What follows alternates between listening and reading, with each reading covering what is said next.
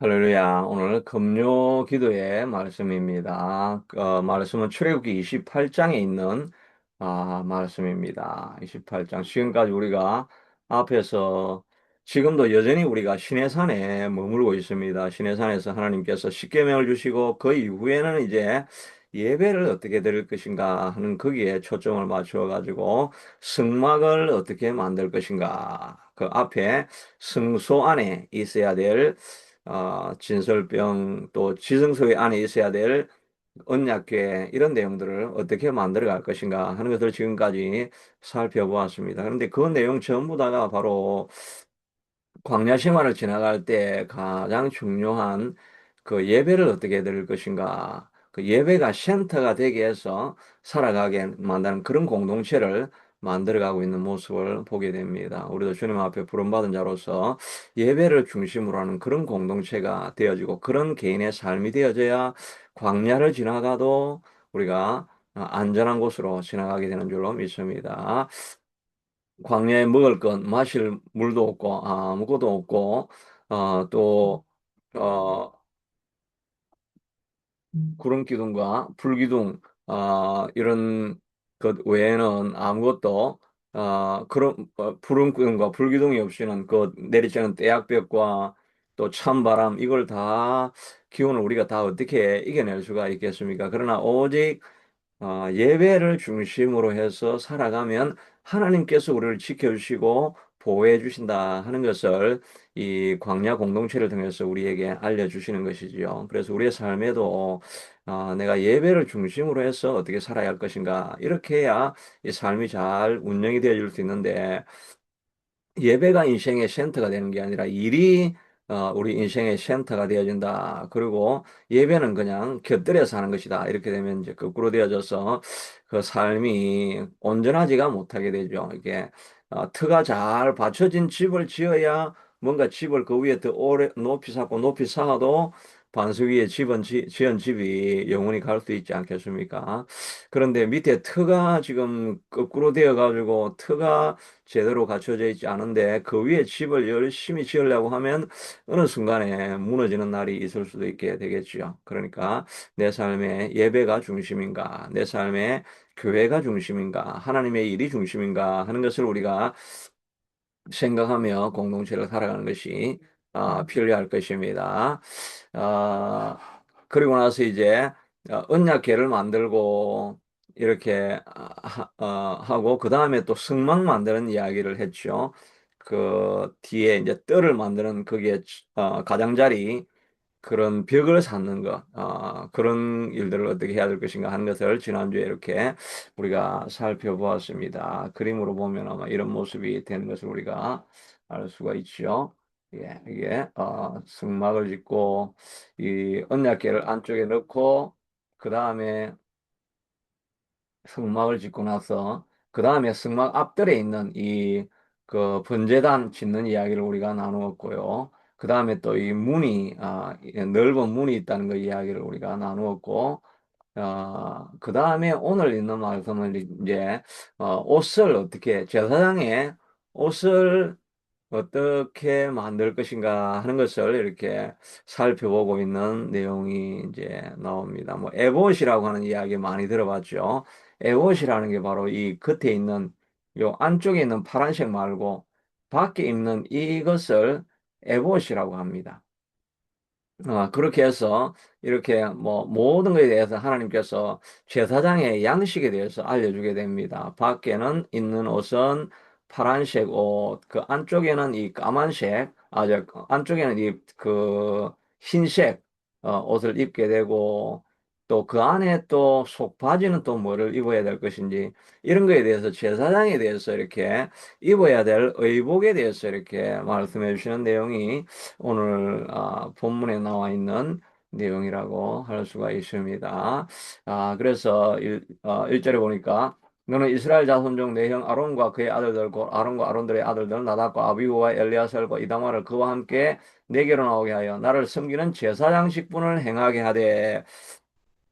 그러니까 지금까지는 제사장이란 게 없었습니다. 왜냐하면 성소가 없으니까, 제사 드릴 장소가 없으니까 제사장이라는 그런 개념 자체가 없었는데 하나님께서 처음으로 제사장이라는 그 직분을 만들고 그런 일로 섬길 사람을 만들어 세우라고 이렇게 하게 됩니다. 지금까지는 모세가 하나님 앞에 직접 나아가 가지고 하나님과 사람 백성들 사이의 중보자로서 모세가 있었죠.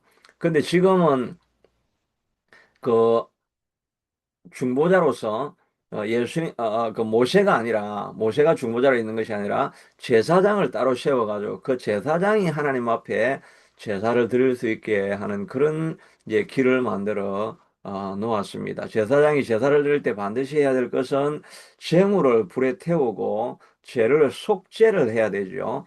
속죄를 하고 나서 그 정결한 모습을 가지고 그 하나님 앞에 나아가서 죄를 고하고 또 죄에서 사함을 받는 그런 과정들이 있어졌는데 이 제사장이 그 일을 담당하는 중보자가 되어진 거지요. 나중에 신약에 와서 예수님이 이 중보자로서 짐승을 제물로 드려야 될 것을 자기 몸을 제물로 십자가에 돌아가셔서 그 예수님의 우리를 위한 속죄 제물이 되심으로 말미암아 우리가 이제는 우리의 죄에 대해서 속죄 제물을 바치지 아니하여도 예수님을 통해서 하나님 앞에 나아가면 이미 우리가 정결한 자, 거룩한 자로 하나님 앞에 설 수 있는 하나님의 자녀의 자격을 우리가 얻고 살아가는 그것을 보게 됩니다. 예수님 오시기 전까지는 제사장이 이 일을 담당했는데 제사장이 또 어떤 옷을 입어야 될 것인가 하는 것을 또 살펴보아야 되겠고 우리가 알고 있는 것처럼 베드로 전서에 보면 베드로가 우리가 제사장이라고 할 때 꼭 목회자가 신약에서는 목회자가 제사장이다.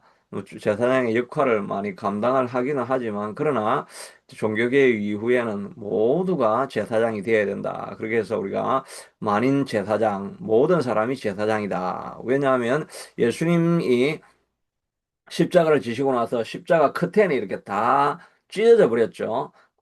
위에서부터 아래로 쫙 찢어져서 성소와 지성소의 간격이 없어지고 우리 모두가 직접 예수님께 나아갈 수 있으니까 이제는 제사장이 필요가 없는 거죠. 그리고 우리가 제사장이 되어서 하나님 앞에 바로 나아갈 수가 있습니다. 그런 모습에 대해서 베드로가 말하기를 베드로전서 2장 9절에 너희는 택하신 족속 왕 같은 우리가 제사장이라고 말하고 있습니다. 그리고 너희는 거룩한 나라, 그의 소유된 백성이다라고 말하고 있습니다. 그래서 너희를 어두운 데서 불러내어 귀한 빛을 들어가게 하시니 아름다운 덕을 선포하게 하려 하심이라고 하셨는데 하여튼 우리 자신에 대해서 우리가 바로 왕 같은 제사장이다라고 말하고 있으니까 오늘 제사장이 입어야 될 옷을 살펴보면서 우리가 어떤 옷을 입고 살아가야 되는가 또 하나님께서 우리에게 어떤 옷을 입혀 주셨는가 하는 것을 살펴보면서 제사장으로서 우리가 이 땅에 어떻게 살아가야 될 것인가 하는 것을 우리가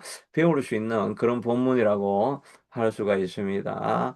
여하튼 시내산에서 하나님은 이제 제사장 아론과 그 네 아들을 두어 가지고 그들이 하나님 앞에 제사를 드릴 수 있는 그런 제사장의 신분으로 삼게 되어집니다. 그리고 나서 이제 이 아론 그 자손들 그 외에도 레위 지파가 전부 다 이제 제사장의 역할을 담당하게 되지요. 나중에는 그런데 그 시초는 이게 아론이 이제 제사장이 되는 일에서부터 시작이 되었다 하는 것을 보게 됩니다. 우리가 자주 익숙한 사람이 바로 아론의 두 아들 나답과 아비후라고 하는 이름은 우리가 좀 많이 들어봤을 겁니다. 엘레아살과 이다말은 우리가 자주 못 들어봤죠.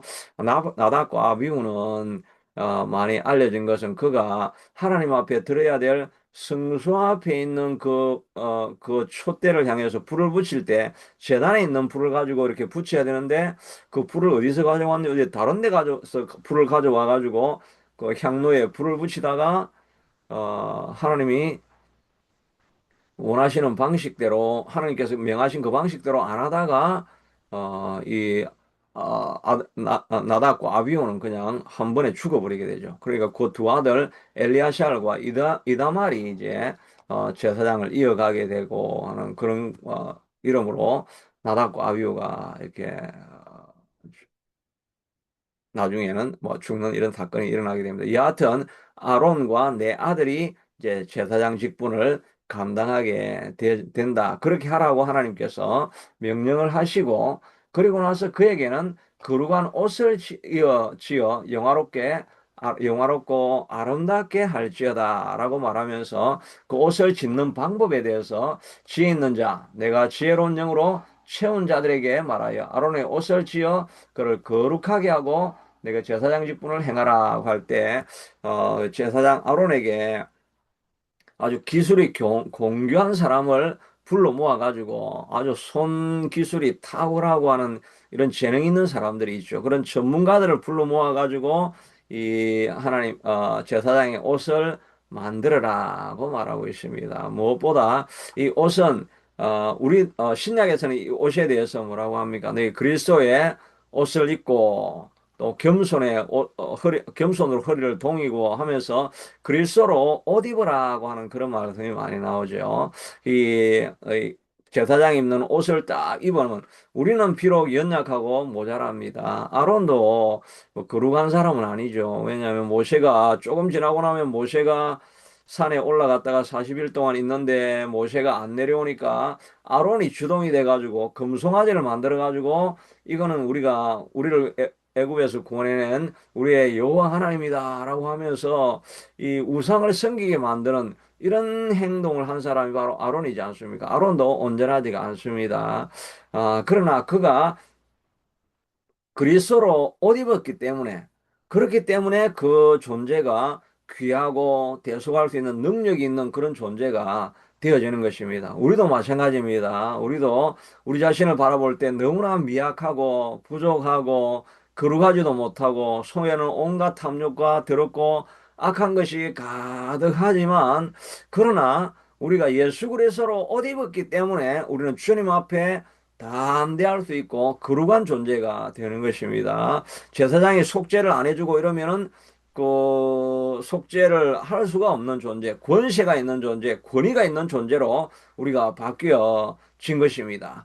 사단은 끊임없이 우리를 참수하지요. 너는 거룩하지도 못하고 너 같은 존재가 어떻게 하나님의 제사장이 되어서 거룩한 일을 할 수 있다는 말이냐? 너 꼬라지나 제대로 잘 뭐 해라. 뭐 이렇게 우리를 향해서 내면적으로 비난을 하는 소리를 우리가 끊임없이 듣지 않습니까? 그러나 우리가 고백해야 될 것은 우리는 정말 네가 말하는 대로 나는 미약하고 나는 부족하고 나는 모자라는 존재다라는 것을 선포는 하지만 그러나 나는 예수 그리스도로 옷 입고 예수님의 보배 피로 말미암아 내가 속죄함을 받은 자이기 때문에 예수 그리스도의 거룩한 옷을 입고 나아가서 담대함으로 나는 거룩한 모습으로 설 수 있다라고 이렇게 선포를 해야 하는 것입니다. 믿는 자들에게는 이런 표적이 따르니 내 이름으로 귀신을 쫓아내며 새 방언을 말하며 무슨 독을 마실지라도 상하지 아니하고 또 손을 얹은 적 병이 나으리라.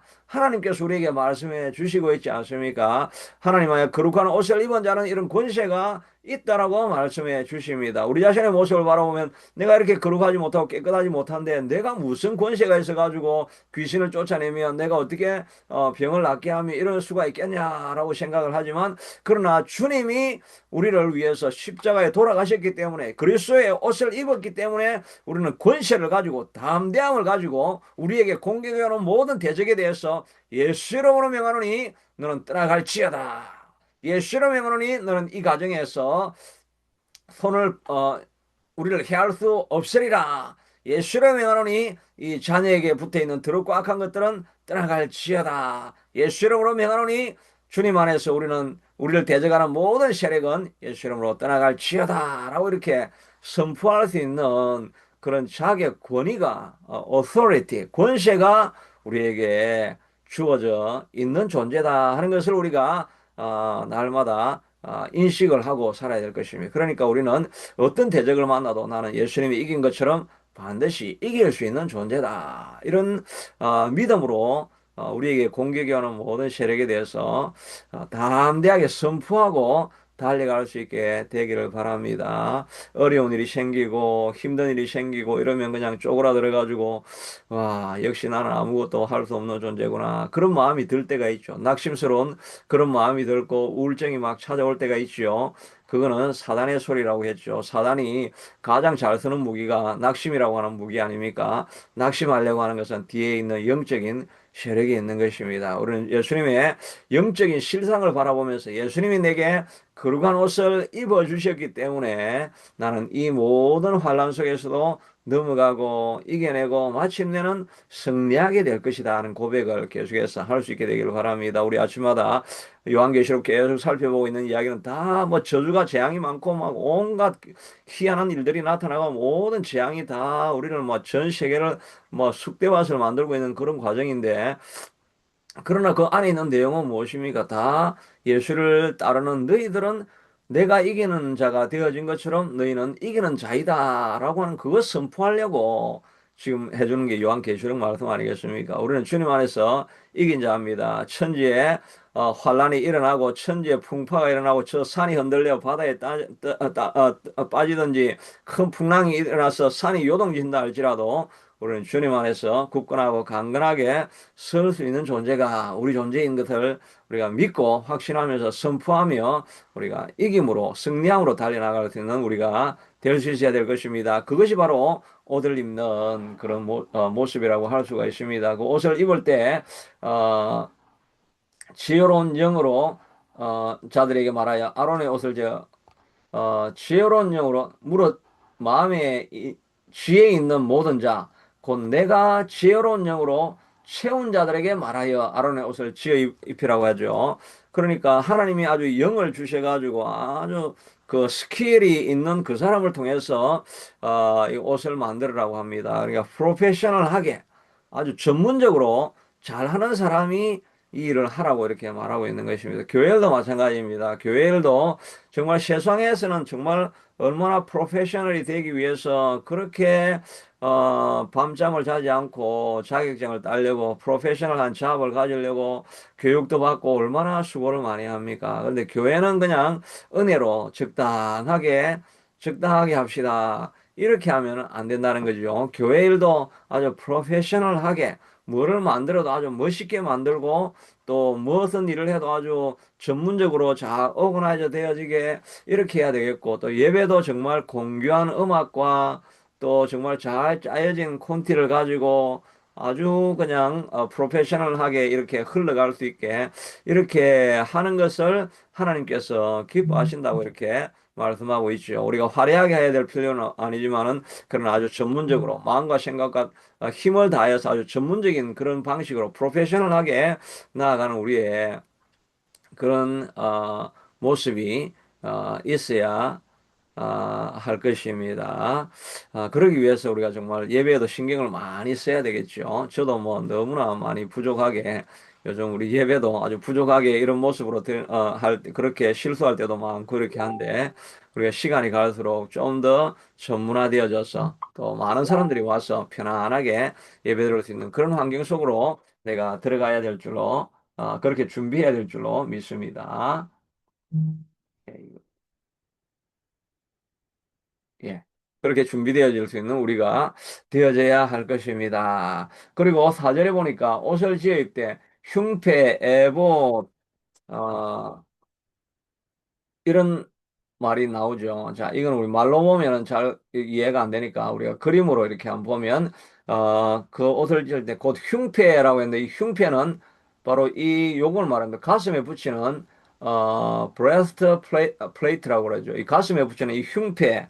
그 다음에 에봇은 이 옷을 말합니다. 지금 요 제가 이 클래스가 아마 방송으로는 안 보이겠죠 아마 이 요 밖에 있는 이 옷 좀 여러 색깔이 여러 개 있는 이 옷의 에봇입니다.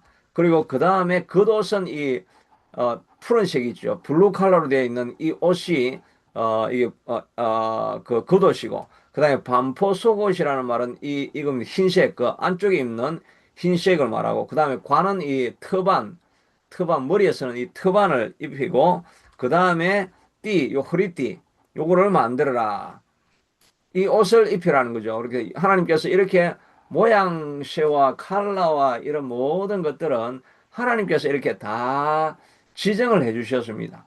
그러니까 이거는 사람의 작품이 아니라 하나님의 작품인 거죠. 그러니까 우리가 보통 우리가 뭐 탁월한 미술가 이런 사람들이 피카소가 작품을 만들어내면 그걸 보면서 막 감탄을 하면서 정말 뭐 그게 희한하게 그려낸 거지라도 피카소가 그랬다 그러면 대단한 것이라고 우리가 이렇게 주목하고 바라보면서 그걸 연구하고 뭐 감상을 하고 뜻의 깊이와 의미를 찾아내려고 하고 뭐 이런 일을 많이 하지 않습니까? 근데 하나님하고 피카소를 비교할 수가 있겠습니까? 뭐 또 유명한 화가가 누가 있습니까? 미켈란젤로 또 뭐 모네 뭐 이런 사람들이 있죠. 그런 뭐 유명한 렘브란트 뭐 이런 유명한 사람들이 그 있지만 그 사람들 해봤자 사람이잖아 사람. 뭐 좀 사람들 중에서 좀 탁월한 사람이 그린 그림도 보면서 그걸 막 뒤집어 보고 안을 뜯어보고 속을 뜯어보고 막 거기다 의미를 갖다 붙여가지고 막 엄청 뭐 그게 의미가 대단한 것처럼 연구를 하고 이렇게 하는데 그건 그래도 사람이 만든 거죠. 근데 이 옷이라는 것은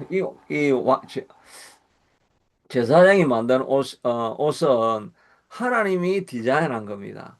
이 하나님이 디자인했으면 이거 얼마나 탁월한 것이겠습니까? 그런데 하나님께서 막 우리가 엄청 희망찬란하게 만든 것이 아니라 그냥 보통 사람들이 할 수 있는 우리의 평범한 우리가 이해할 만한 그런 내용으로 이렇게 낮추어 주신 거죠. 그러나 그럼에도 불구하고 이 안에 참 많은 의미가 들어있다는 것을 우리 생각해 보면 정말 이게 디자이너들은 꼭 이 제사장 옷을 연구를 좀 해봐야 될 것입니다. 연구를 해서 이걸 통해서 어떤 모티브를 얻어가지고 그 우리가 입는 모든 옷에도 이런 아이디어에서 흘러나온다고 한다면 가장 보편적이고 모든 사람이 사랑할 수 있는 그런 디자인이 만들어지지 않을까 하는 그런 생각도 해보게 되어집니다. 이걸 만들게 되는데 이 옷을 만들면서 여러 가지 이곳에서 의미를 붙여주고 있습니다. 여러분 성경책에서는 성경책을 출애굽기 28장 펴가지고 이렇게 같이 보시면서 읽으면 이 그림을 보면서 읽으면 좀 더 이해가 쉬울 것입니다.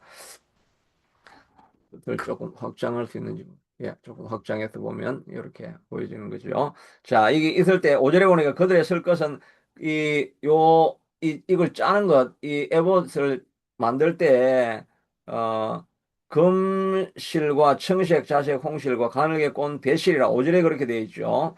그 다음에 그들이 금실과 청색과 가늘게 6절에 에봇을 짓되 그것에 어깨바지 둘을 달아 7절입니다. 두 것을 이어지게 하고 어깨 바지 둘이라는 것은 여기에 어깨에 받쳐주는 요 둘입니다. 요 두 개를 이제 제 커서가 안 보일 수 있는데 하여튼 여기에 동그랗게 되어 있는 요 두 개 있죠. 요 두 개의 연결하는 고리를 두 것을 이어지게 하고 에봇 위에 매는 띠는 에봇 짜는 법으로 금실과 청색 자실과 홍색 실과 가늘게 꼰 배실로 에봇에 정교하게 붙여 짤지며 여기 에봇에 이렇게 요 연결하는 요것은 정교하게 잘 이렇게 짜서 이렇게 만들어 붙이라. 그다음에 구절에는 보니까 호마노 두 개를 가져다가 그 위에 이스라엘 아들들의 이름을 새기되 이 호마노라는 것은 여기 그 어깨에 동그란 거 두 개 있죠. 요 동그란 원 두 개 있는 것이 요 호마노를 여기에 두 개 붙이라는 것입니다. 요 호마노가 이런 그림이죠. 이런 호마노인데 이 그림인데 요 돌 위에 보면은 이게 가, 라헬, 이사, 베냐민의 여섯 지파가 있고 그 다음에 어, 또 다른 요쪽에도 이쪽에는 여섯 이름이 여기가 여섯 개가 있네. 옆에 보면 이거는 왼쪽 오른쪽 해가지고 로벤 시몬 레위 여기 오른쪽 왼쪽이네요. 로벤 시몬 이렇게 여섯 개 이름 적고 여기 여섯 개 이름 적고 이렇게 합니다. 호마노라고 하는 보석은 뭐 지금은 그렇게 비싸지 않은 보석인데 그 당시에는 가장 구하기 힘든 보석 중에 하나였고 특별히 이 호마노를 사용하라고 한 것은 이 돌 위에는 이제 그 거기에 펜으로 이렇게 적기가 좀 쉽게 되어 있습니다. 그러니까 이름을 적으려고 하니까 막 다이아몬드의 이름을 적으라 그러면은 이 다이아몬드를 끌어내려고 하면 그 당시 기술로는 다이아몬드를 끌을 수가 없잖아요. 다이아몬드가 그 당시에 뭐 있지도 않은 보석이었지만 그렇게 강한 보석에는 글을 쓸 수가 없습니다. 근데 호마노는 귀한 보석이면서 그 위에 이렇게 글을 새길 수 있기 때문에 이 보석 위에 이렇게 이름을 새겨라 이렇게 말씀하고 있는 것을 보게 됩니다. 그러니까 제사장은 어깨에 이 백성들을 짐을 지고 가는 사람이 되어야 된다는 것을 상징적으로 말해주는 것 아니겠습니까? 특별히 여기는 뭐 목회자들에게 더욱더 많이 적용되는 질문이라, 그 모습이라고 할 수 있겠죠. 목회자들이 온 성도들의 이름을 다 적어가지고 그 온 성도들의 이름을 어깨에 짊어지고 가는 사람이 바로 목회자가 되어야 될 것이다. 여러분들은 여러분의 가정의 주인이 되어 가지고 여러분의 가정의 모든 문제를 어깨에 짊어지고 가정의 제사장으로 여러분들은 또 살아가야 되겠죠. 또 직장에 있어서는 여러분이 직장의 제사장이 되어 가지고 직장 동료들의 또 근심 걱정 짐들을 이렇게 다 가지고 그걸 가지고 늘 기도하는 그런 사람이 되어야 될 것이고 저도 이렇게 여러분들의 우리 사랑하는 새찬빈 교회 성도님들의 기도 제목을 가지고 어깨에 메고 제가 날마다 기도해야 되고 또 내 짐을 짊어지고 가는 것이 아니라 성도들의 짐을 짊어지고 하나님 앞에 나아가서 중보하는 자가 바로 목회자가 되어야 된다는 그런 생각을 또 해보게 됩니다. 그런데 또 뭐 목회자도 자기 짐도 있는데 무거운 짐을 이렇게 뭐 호마는 그렇게 크게 보이지는 않지만 하여튼 좀 넓게 생각하면 짐이 많다고 하면 그 짐을 혼자 목회자가 짊어지고 가기가 힘이 드니까 주변에 있는 사람들이 아론과 훌이 돼가지고 모세를 이렇게 옆에서 붙잡은 것처럼 이렇게 붙잡아가지고 서로 격려하면서 세워갈 때 그래 목회자도 무거운 짐을 다 같이 짊어지고 갈 수 있게 될 줄로 믿습니다. 그래서 바울이 다른 동료들에게 기도를 부탁한 것처럼 목회자도 동료들의 기도를 부탁하면서 또 바울 자신은 성도들의 모든 무거운 짐을 짊어지고 가는 그런 사역들을 감당해야 될 것이라는 생각을 해보게 됩니다. 저도 아침에 일어나서 기도할 때마다 또 우리 성도님 지금은 뭐 얼마 안 되니까 이제 성도들의 이름을 부르면서 기도하고 또 그분들의 삶과 기도 제목을 가지고 우리 기도해 가고 있습니다. 하나님이 역사가 일어나서 여러분의 모든 삶의 문제들이 다 해결되어지고 하나님의 능력이 여러분의 삶 속에서 충만하게 드러날 수 있게 되기를 바랍니다. 여러분들도 여러분이 있는 삶의 현장에서 내가 제사장이다 하는 생각을 가지고 다른 사람들의 고통을 어깨에 짊어지고 그 이름들을 날마다 하나님 앞에 구하고 아뢰면서 회복과 또 예수 그리스도를 믿는 자리로 나올 수 있게 되기를 위해서 계속 기도해 주시기를 바랍니다. 또 특별히 우리 교회를 위해서도 교회를 여러분의 어깨에 짊어지고 가야 되겠죠. 하나님이 교회가 하나님 앞에서 건강한 교회가 되어져 가게 하시고 또 많은 영혼들이 주님 앞에 나와서 구원을 얻을 수 있는 그런 교회가 되어질 수 있게 하도록 또 예배가 하나님이 기뻐하시는 예배가 되어서 하나님의 영광을 드러내고 하나님의 임재가 있는 그런 예배가 될 수 있게 해달라고 여러분들도 이 호마노의 어깨에 짐을 지고 같이 기도해 갈 수 있게 되기를 바랍니다. 그런 기도가 있을 때 교회가 안정적으로 또 하나님의 뜻을 이루어가는 그런 교회가 되어질 수 있는 줄로 믿습니다. 무엇보다 교회가 정결하게 되어져서 뭐 많은 사람들이 모이는 것보다 하나님 앞에 진실한 교회 또 하나님 앞에 진실한 삶을 살아갈 수 있는 진실한 하나님의 뜻을 이루어갈 수 있는 그런 교회가 되어질 수 있게 해달라고 우리가 계속해서 기도하는 것이 필요할 것입니다. 그래서 하나님께서 특별히 이 제사장에게는 이 호마노 이 두 돌을 그 어깨에 짊어지게 가게 하셨다라고 하는 것을 우리가 알고 어, 우리도 짐을 서로 나눠줄 수 있는 우리가 되어야 할 것입니다. 그리고 나서 또 그 요 연결하는 요 줄 요거를 아주 어, 그 예, 8절에 보니까 에봇 위에 매는 띠는 이렇게 해가지고 요걸 설명하고 있죠. 요거를 잘 견고하게 정교하게 붙여 잘 짜라고 이렇게 이야기를 하고 있습니다. 이 흉패가 이렇게 에봇에 잘 붙어 있게 이렇게 만드는 것이 중요하다고 말하고 있습니다. 그 다음에 이제 15절부터 30절에는 여러분들이 그 성경 구절을 이렇게 보시게 되는데, 찾아보셔야 되는데, 15절부터 잠깐 우리가 보면, 15절에는 이제 다 내려가서 15절까지 나아가면 이제 판결 흉패를 고치는 거예요. 판결 흉패를 애보 짜는 방법으로 검실과 정직자의 홍실과 가난하게 꼰 배실로 정교하게 짜서 말하되, 이 흉패라는 말이 바로 여기에 있는 요 흉패 이걸 말하는 거죠. 요거를 만들 때 어떻게 만들어야 되느냐 하는 내용들을 이렇게 설명해 주고 있는데, 이 설명은 이제 요 12개 보석이죠. 뭐 여러 가지 보석 이름이 나오는데 그거는 뭐 하여튼 예, 12가지가 나와가지고 우리는 잘 익숙하지 않은 보석 이름인데, 12개가 뭐 상징하는 게 뭐겠습니까? 아주 심플하게 이게 다 12지파 아니겠습니까? 12지파의 이름을 새긴 보석을 여기에 붙여놓고, 이거는 사각형으로 딱 만들어가지고 흉패를 만들고 12개의 보석을 넣어 놓아라, 이렇게 말하고 있는 것, 그렇게 설명을 해나가고 있는 내용이 오늘 본문에 있는 말씀입니다. 본문에 보니까 계속해서 너비가 두 겹으로 네모 반듯하게 정사각형으로 만들라는 거죠. 네 줄로 보석을 물리되,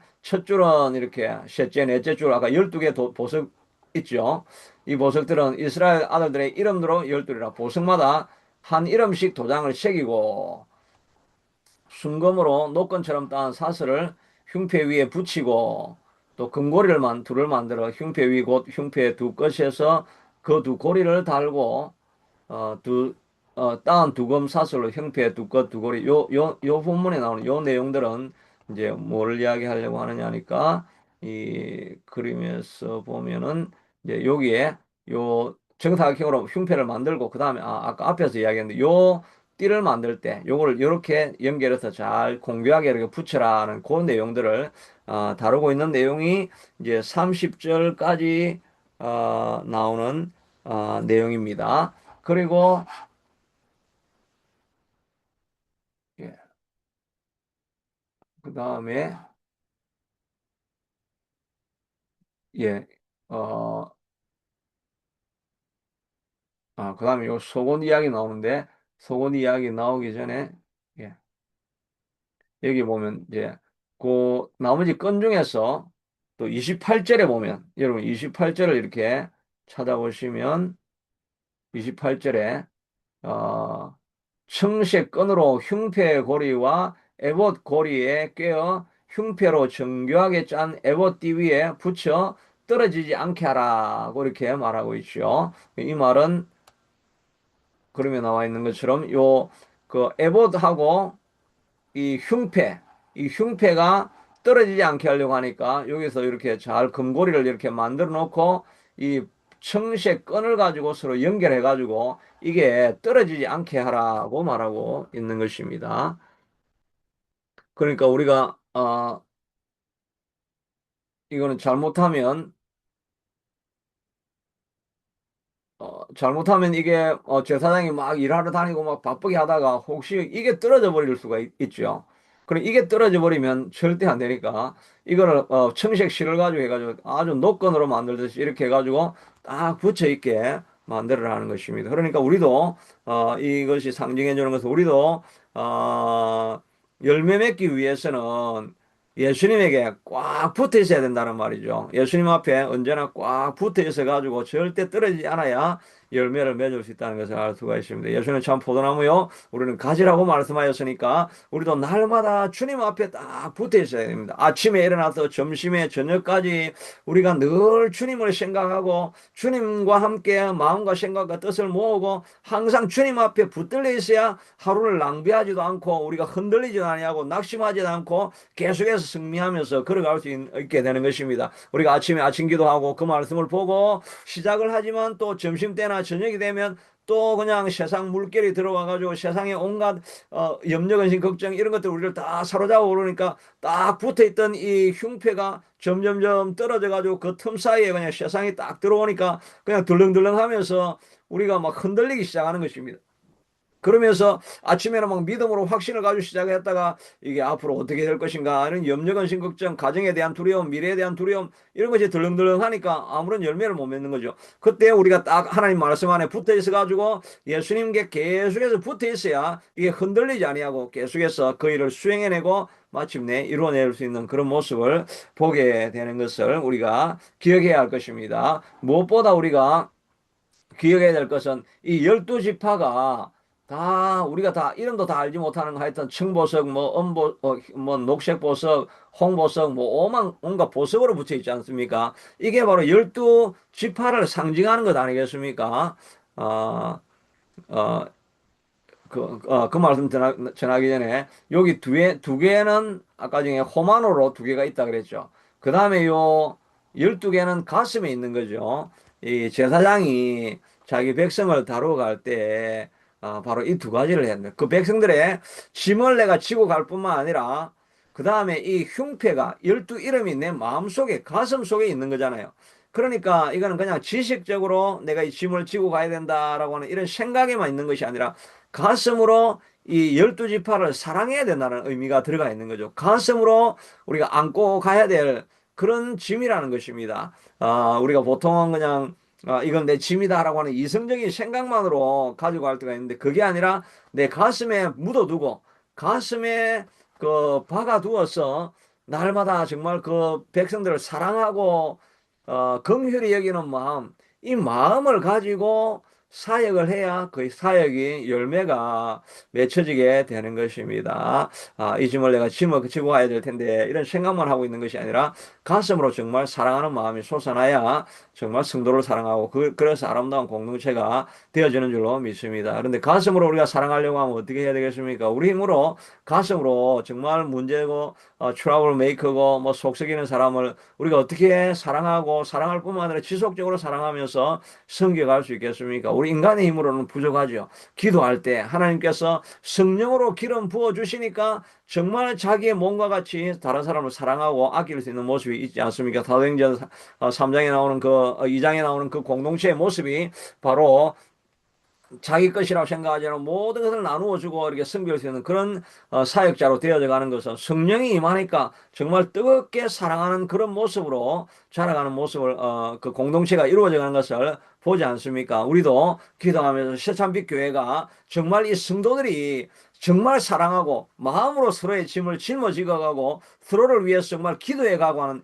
이런 공동체가 될 수 있게 되기를 위해서 우리가 기도해야 될 것입니다. 그러기 위해서 성령이 우리 가운데 충만하게 임하고 우리가 자주 모일 기회는 없지만 그냥 방송으로 볼 때도 하나님께서 성령으로 임하게 하시고 예배 드릴 때도 특별히 성령으로 역사하여 주셔서 우리의 죄를 회개하고 정말 주님 안에서 서로가 하나가 될 수 있을 것 같은 그런 뜨거운 사랑으로 우리가 하나가 되어져서 한 가족으로 섬겨지는 그런 모습으로 변화되어져야 될 줄로 믿습니다. 그러기 위해서 성령이 우리 가운데 예배 가운데 역사하게 해달라고 우리가 계속해서 기도하는 모습이 있어야 될 것입니다. 우리는 서로를 돌아보면서 가슴에 그 이름을 품고 그리고 어깨에 그 짐을 같이 짊어지고 가면서 그렇게 서로가 하나 되어가는 그런 공동체의 모습으로 나아갈 수 있는 우리가 되어야 할 것입니다. 또 한 가지는 이 열두 지파를 바라보면서 하나님께서 다 금보석, 은보석, 노보석, 홍보석, 뭐 블루보석, 뭐 녹보석 전부 다 보석이라고 이야기하지 않습니까?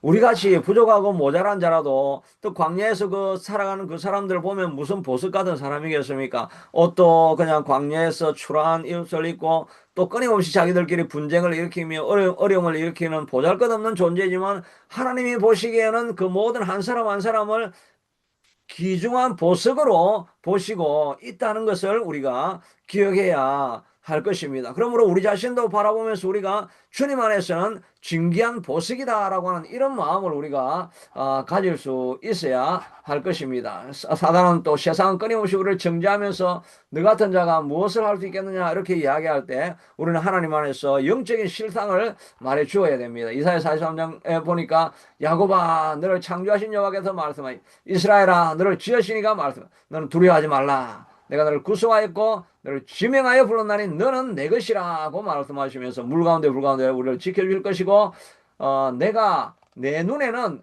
보배롭고 존귀하며 내가 너를 사랑하였은즉 내가 너 대신, 이 너라는 말은 다 이스라엘 백성들이죠. 이스라엘 백성들이니까 지금 신약에 와서는 모든 그리스도를 영접하고 살아가는 신자들 아닙니까? 신자들에 대해서 사람들은 너 대신 다른 사람들을 내어주었다. 너가 당해야 될 고난에 대해서 내가 그 사람들, 너희들 때문에 다른 사람들을 내어주면 백성들이 내 생명을 대신하게 할 것이다. 라고 하면서 하나님께서 우리를 보배롭고 존귀하게 여기는 그런 존재가 우리가 되었다라고 말씀해 주시고 있습니다. 그러니까 우리가 우리 자신에 대한 자부심을 가져야 됩니다. 우리는 비록 부족하고 모자라고 연약한 것 같지만 또 사단이 끊임없이 찾아와서 우리를 참수합니다. 너 같은 자가 무슨 하나님 일을 할 수 있을 것인가? 너 같은 자가 무슨 회복을 하고 교회를 일으키고 너 같은 자가 무슨 가정을 일으키고 회복할 수 있겠느냐? 너 자신이나 똑바로 해라. 그런 참소하는 음성이 우리 속에서 끊임없이 들어오겠지만 그러나 우리가 주님을 믿음으로 말미암아 예수 그리스도의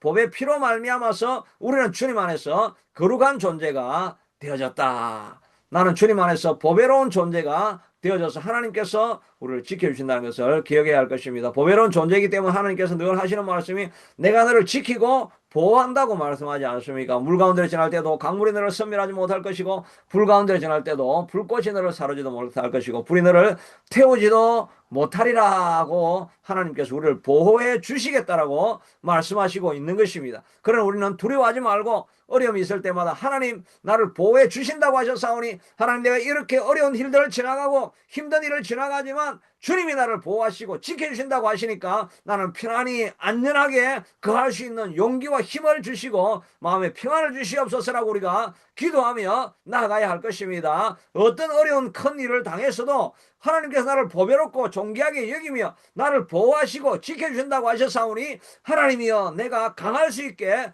도와주시옵소서. 우리 새참빛교회가 하나님 앞에 나아가서 더 건강한 모습으로 자라갈 수 있는 그런 교회가 될 수 있게 되기 위해서는 하나님이 세우신 교회시니까 하나님께서 보배롭고 존귀하게 여기시니까 하나님께서 보호하시고 지켜주시고 함께 해주시고 모든 어려움 속에서 벗어나게 하시고 넘어가게 하시고 또 하나님께서 많은 사람들을 보내주셔서 이 구원의 방주로 하나님께서 삼아 주실 것입니다 라는 이런 믿음을 가지고 우리 교회를 향해서 꿈을 꾸고 바라보며 달려나가는 우리가 될 수 있게 되기를 바랍니다. 교회가 그렇고 여러분 자신이 정말 아름답고 보배로운 존재인 것입니다. 새삼이교회도 하나님께서 아름다운 보배로 여기시는 줄로 믿으시고 우리가 교회를 귀중하게 여기고 소중하게 여기고 하나님의 마음에 관심을 두고 있는 것이 우리의 마음을 두고 살아가는 우리가 될 수 있게 되기를 또한 축복하고 축복합니다.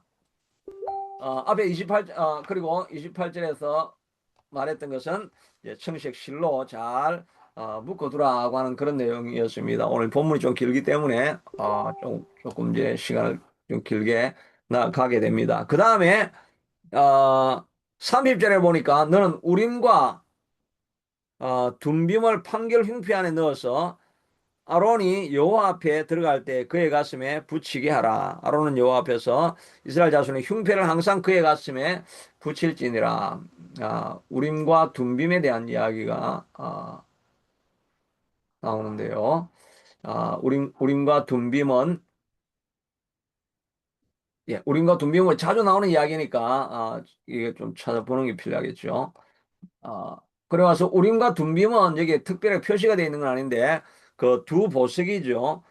우림은 no라는 말이고 둠빔은 yes라고 하는 말인데 이 안에 제가 요거는 그림을 제가 찾지를 못했는데 이 흉패 안에 뒤에 아마 주머니가 있어가지고 거기에 우림과 둠빔을 넣어두는 것 같습니다. 그래서 국가의 중요한 결정이 있어야 될 때 그때 하는 것은 이 우림과 둠빔을 이렇게 섞어가지고 넣어가지고 그걸 끄집어냅니다. 만약에 우림이 나오면 no, 그리고 둠빔이 나오면 yes라는 의미가 되는 것입니다. 다윗도 시글락에서 큰 위기를 당해가지고 아말렉이 와가지고 온 처자를 다 데려가 버리고 마을을 쑥대밭이 만들어가지고 끝난 것까지 보여줄 때 이 사람들 쫓아가야 될 것인가? 우리도 지금 다 지치고 절망해 있는데 쫓아가야 될 것인가? 멈춰야 될 것인가? 이걸 잘 모르고 있을 때 에봇을 가져오라 그래서 다윗이 에봇을 입습니다. 에봇을 입으니까 그 앞에 흉배가 있겠죠. 흉배 뒤에 우림과 둠빔이 있지 않겠습니까? 그 우림과 둠빔을 돌려가지고 하나님 내가 가야 됩니까? 말아야 됩니까? 이거 결정할 때 yes, no 밖에 답을 줄 수가 없습니다. 그래 흔들어가지고 넣어서 뺄 때 둠빔이 나왔죠. 그래 예스가 나오니까 그러면 가라 하고 해서 끝까지 쫓아가가지고 다시 빼앗긴 모든 것을 다시 회복하고 돌아오는 그런 과정들을 보게 되는 것입니다. 우리도 마찬가지로 어려운 일을 당할 때 계속 가야 됩니까? 멈춰야 됩니까? 이런 것을 자기 스스로 결정하는 것이 아니라 하나님 앞에 꼭 물어봐야 됩니다. 우림과 둔빔을 두시는 하나님께서 우리가 기도하면 하나님께서 응답하시기로 되어 있는 것입니다. 어떤 때는 아무리 기다려도 응답이 잘 오지가 않을 때가 있습니다. 그럼에도 불구하고 하나님의 뜻이 떨어질 때까지 우리가 기다리면서 기도하면서 나아가는 것이 필요하죠. 우리가 지금은 우림과 둔빔을 가지고 있고 가져가지고 이그 뽑기를 하듯이 이렇게 하고 그렇게 하지는 우리가 하지는 않습니다. 지금은 하나님 앞에 직접 물어보는 거죠. 물어보면서 하나님 가야 됩니까? 말아야 됩니까? 하나님께서 가라고 막 이런 음성을 부여가지고 우리를 갈 수 있게 이렇게 하시는 건 아닌데 그런데 우리가 기도하면 하나님의 마음에 평안을 주십니다. 이런 것을 선택하면 하나님께서 기뻐하시겠다라고 하는 그런 평안을 하나님께서 우리에게 주시기도 하시죠. 그러니까 그런 기도의 응답이 있을 때까지 기다렸다가 가는 것이 우리가 승리하는 길이 되는 것입니다. 아무리 빨리 가고 멀리 가도 잘못된 방향으로 가면 간 만큼 후회하게 되는 것이죠. 하나님 앞에 묻지 않고 계속해서 가면 그 낭패에 떨어지게 되는 것입니다. 그러니까 우리가 해야 될 일은 우리가 하나님 앞에 먼저 묻고 기도하는 것입니다. 묻고 기도하면서 하나님이여 내 갈 길을 좀 알려주시옵소서. 어떻게 해야 됩니까? 다음 내가 해야 될 일은 무엇입니까? 라고 하나님 앞에 계속 기도하다 보면 하나님께서 마음의 평안으로도 주시고 또 생각으로도 주시고 말씀으로 주시기도 하시면서 하나님께서 우리를 인도해 가시는 분이신 것입니다. 구약 때 인도해 가셨던 하나님이 신약에 우리도 여전히 하나님께서 우리를 인도해 가시고 계시고 우리의 최고의 좋은 길은 하나님이 알고 계시는 것입니다. 인간의 지혜로는 한계가 있는 것입니다. 그러니까 하나님 앞에 기도하면서 하나님이여 갈 길을 보여 주시옵소서라고 기도하면 하나님이 반드시 우리에게 좋은 길을 우리에게 알려주실 것입니다. 때로는 우리에게 끊임없이 성령이 말씀하시는데 우리가 순종을 하지 않는 것이 문제라고 할 수가 있겠죠. 기도하면 하나님은 지금도 반드시 응답해 주시는 분이 우리 하나님이신 것입니다. 그러므로 하나님 앞에 우리가 날마다 물어보며 나아가야 할 것입니다. 그리고 나서 이제 31절 이후에는 31절 이후에는 그 다음에 이 푸른색 옷 있죠. 이 푸른색 옷에 대한 설명을 지금 계속해서 하고 있는데 그 34절에 보면 끝자락에 34절에 그 옷 가장자리로 돌아가며 끝자락에는 뭐라고 해놨느냐니까 제가 친절하게 말씀도 다 찾아드리겠습니다. 34절 보니까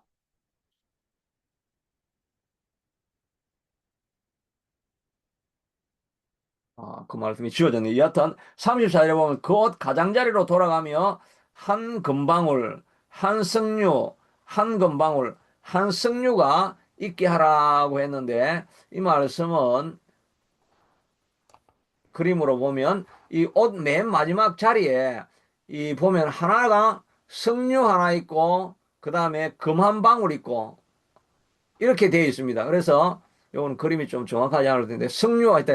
여기 보면 여기 하나가 금방울이 있고 또 하나 석류방울, 금방울, 석류방울 이렇게 해서 끝을 이렇게 꾸미라고 이렇게 말씀해 주시고 있습니다. 이것이 상징하는 바는 금방울은 그 사역의 열매를 말하는 것이고 또 석류는 익어 있는 열매를 말하죠. 내면에 익어 있는 것을 말합니다. 그러니까 이 제사장은 살아가면서 두 가지 열매를 맺어야 되는데 하나는 사역의 열매를 맺고 또 하나는 내면의 인격적인 열매를 같이 맺어가야 된다는 것입니다. 이것이 잘 균형을 이루는 것이 정말 필요하죠.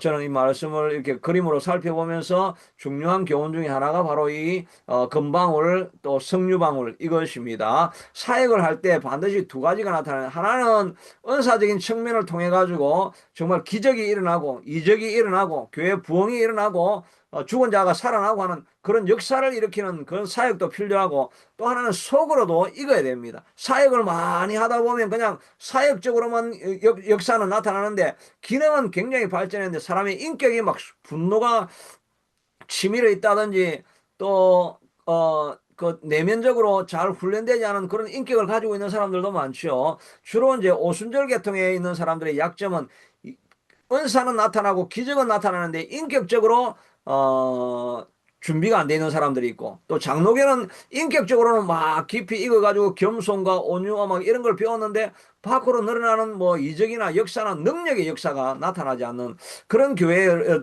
이런 모습을 보게 되죠. 그런데 두 가지가 합쳐져야 된다는 것입니다.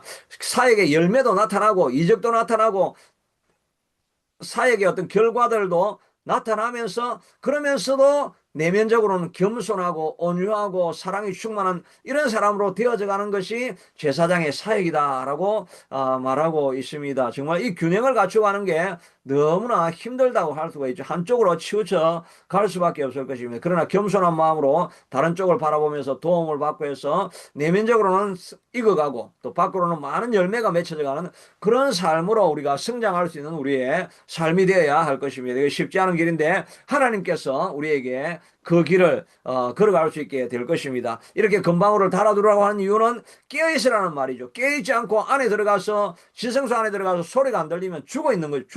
바로 죽게 되는 거죠. 그러니까 날마다 깨어가지고 열매를 맺기를 갈망을 하고 또 내면적으로 익어가기를 갈망하고 하는 이런 일들을 우리가 계속해서 해나가야 할 것입니다. 우리 새참빛교회도 저도 사역하면서 기적의 능력이 나타나고 내면의 겸손함과 온유함, 이런 착함, 이런 것만이 아니라 능력으로도 막 나타나서 사람들을 변화시키고 또 이적이 나타나고 부흥이 일어나고 하는 이런 일들도 우리 새참빛교회 안에 같이 일어날 수 있게 되기를 축복하고 우리가 같이 기도하며 나아가야 될 것입니다. 여러분의 삶 속에서도 이런 아름다운 열매가 점점 더 많이 맺혀가는 우리가 될 수 있게 되기를 축복합니다.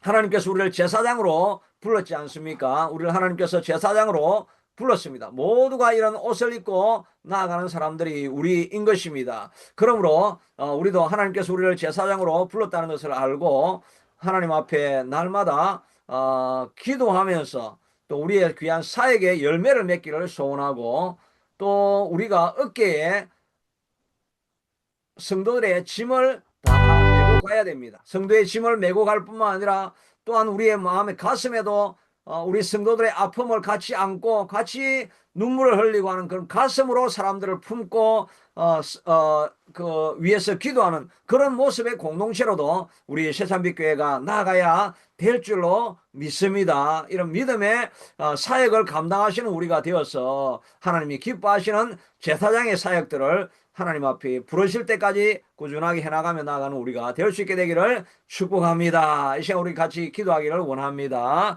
기도하며 또 우리 교회 성도들을 위해, 자신들을 위해서도 기도하고 또 어려움을 당한 우리 성도들을 바라보면서도 같이 기도하는 시간을 갖게 되기를 원합니다. 같이 기도합니다. 오신 아버지 하나님, 이 시간 주님 앞에 아버지 하나님 간절히 기도합니다. 우리 아버지 하나님 도와주시옵소서. 주님 교회를 위해서도 우리가 주님 앞에 간절히